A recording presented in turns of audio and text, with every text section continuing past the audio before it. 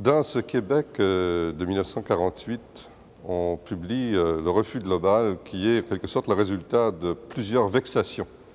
Des artistes d'abord, peut-être d'autres couches de la société. Ce serait bon de rappeler maintenant, c'était le refus de quoi?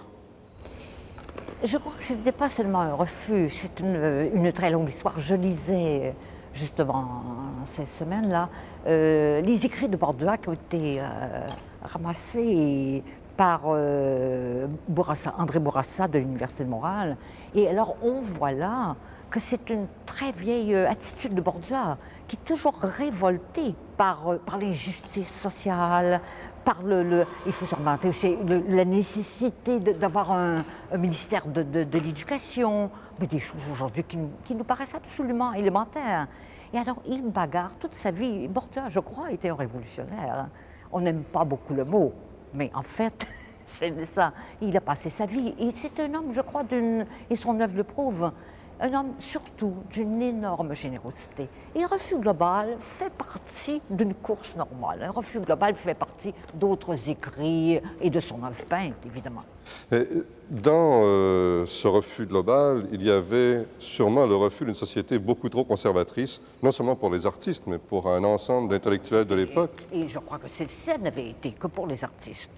Si on s'était contenté de mettre des tableaux au mur et appeler ce refus global, moi, je crois que ça aurait été pardonné. Mais là, ce n'était pas ça, c'est que c'était tout le discours social et qui est très, très important. Les artistes et les intellectuels, c'est une chose, mais des artistes et des intellectuels ne peuvent pas exister, comme on dit, sans un peuple, sans une nation, sans un pays. C'est pas possible. Alors donc c'est de ça, et c'est ça qu'on n'a pas pardonné à Bordeaux. C'est l'aspect social et la revendication à tous ces niveaux.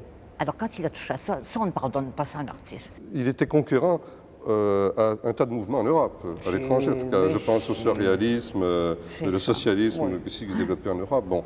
Et puis il y avait eu le Boas, il y avait eu les Russes, les petits pères russes, qui avaient des fabuleux artistes. Mais est-ce qu'il y avait un lien? C'est-à-dire que nous étions très informés.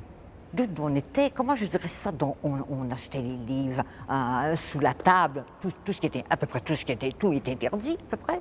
Alors c'est très simple, on ne lisait que des livres interdits, ce qui leur donnait énormément de charme et de saveur. On les dévorait, quoi. Alors on était très, très renseignés, on était très, comment je dirais ça, on n'était pas ignorant de ce qui se passait dans le monde, je dis bien. Comment étiez-vous perçu dans votre milieu? D'abord une femme, artiste, à cette époque, c'était plutôt difficile, j'imagine. Non. D'abord, il y a 7 femmes qui ont signé Refus Global et 7 hommes. Et alors, dans ma famille, moi, mon père était un homme très joyeux. Il n'y a jamais eu de discrimination. Les femmes, les filles, les gars, c'était absolument pareil. Il fallait monter à cheval de la même façon, il fallait tout faire de la même façon. Alors, si tu écrivais ou tu peignais, c'était une vie difficile, disait mon père. Mais enfin, voilà, c'est ça, la liberté, hein? D'une certaine façon, il faut l'endosser, alors. Est-ce que vous diriez aujourd'hui, 40 ans après, que le refus global a donné des résultats ou qu'on aurait encore besoin d'un manifeste du genre en 88?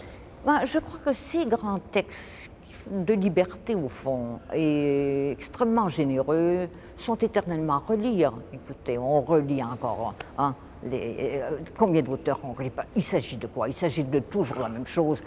Moi, je crois que le monde, c'est comme une rivière. Hein. Et alors, elle a tendance, les gens ont tendance à mettre des digues. Et alors, les artistes, il faut sauter les digues. Parce qu'il faut que l'eau circule. C'est une question de mouvement. Et je crois que les artistes sont... mais tous les artistes, ils ont un sens du mouvement, un sens de la vie. Donc, de la vie et de la mort. Et alors, on ne peut pas mettre des digues. Qu'il y ait des digues qui soient mises, d'accord, le jeu de ça compte. Les esprits conservateurs veulent protéger les acquis. Il faut aussi quelques esprits conservateurs, mais pas seulement. C'est ça. Vous êtes devenue plus conservatrice vous-même aujourd'hui avec le temps? Non, c'est pas ça. C'est que peut-être que je vois la vie avec une autre distance, avec un autre recul. Et que les bagarres très à chaud, évidemment, à 64 ans, on n'est plus sur les barricades, de la même manière. Alors, on va investir dans d'autres moments. Mais c'est certain qu'on a pu, on s'occupe, comment je dirais ça, on économise ses forces. Hein, on peint, on fait des verrières,